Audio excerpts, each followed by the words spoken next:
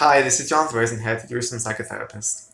This week's Torah and Psychology post, Chayei, we get an insight into the process of loss and bereavement, and really a mourning for the loss of a loved one. That Avram Avinu, we obviously read about the process of how he had to go through the emotional and technical process of mourning the loss of Sarah, in giving the hesped obviously for Sarah, in eulogizing her and going to find a place and purchasing Ma'aras HaMachpelah in order to bury her. What we get an insight in is the multifaceted psychological, emotional, technical process that goes into loss and bereavement.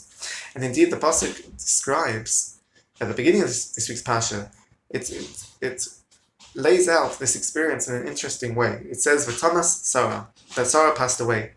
And then in continuing, the pasuk then says, "V'yavo Avraham lispaid l'Sarai livkosa," that he came and eulogized her and cried for her. What's interesting is the tautology in the pasuk, that the name Sarah is repeated twice. That's grammatically, and in terms of the meaning of the pasuk, it's not necessary. It could have just said that Sarah passed away and that Avraham eulogized her. He didn't have to repeat the word Sarah.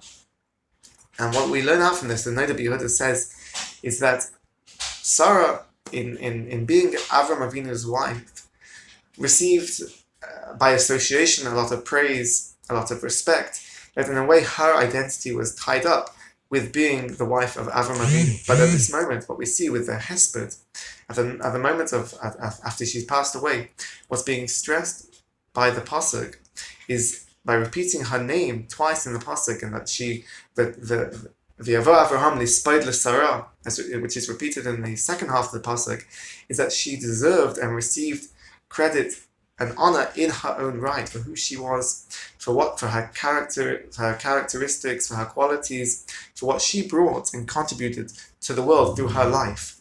And that's what's being stressed by repeating her name for the second time in the same pasuk. And if we think about this, I think this is in particular pertinent for this week after Hadar Golden was finally returned after 11 years to be buried in Eretz Yisrael. And through this period of time, through the 11 years, what we see is that there was a loss.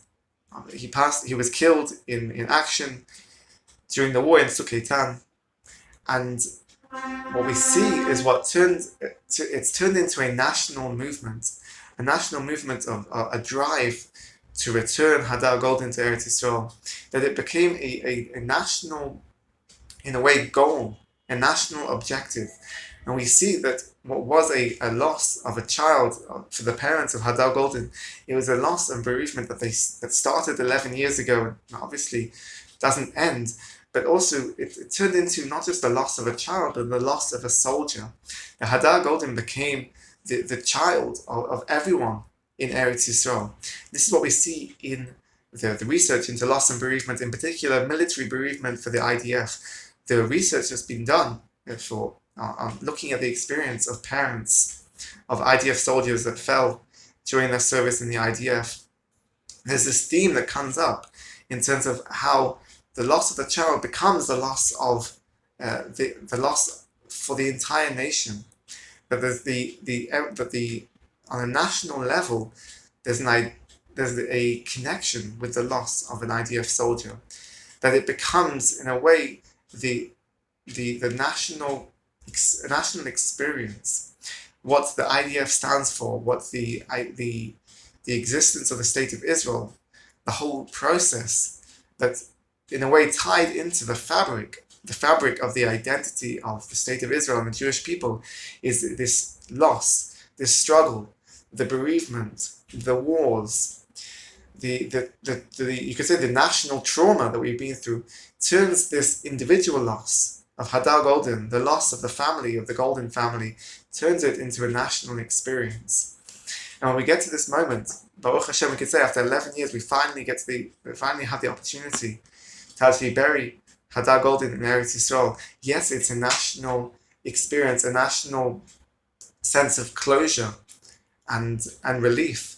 But at this point of being able to bury Hadar Golden and being able to give Hespedim for Hadar Golden, the focus must and does and did return to Hadar Golden himself. what he did, who he was, what he meant, and what he meant to the family. It's trying to find a balance between a national loss and a personal individual loss. This is what we can see from Sarah Imenu. Sarah was by association related to Avram Avinu, and that related to the identity and the development of the Bnei Yisrael. But Sarah deserved her own credit and the focus in her own right, just as Hadar Goldin deserves, and finally after 11 years deserves and received the focus in his own right.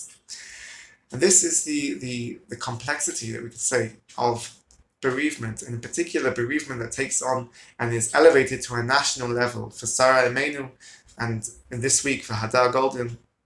And we should just hope and wish and continue that the Goldin family should receive nechama. They should have nechama after 11 years finally being able to bury their son. And this should be, hopefully, provide some closure and to be able to move on in their bereavement process. Have a great Shabbos and keep well.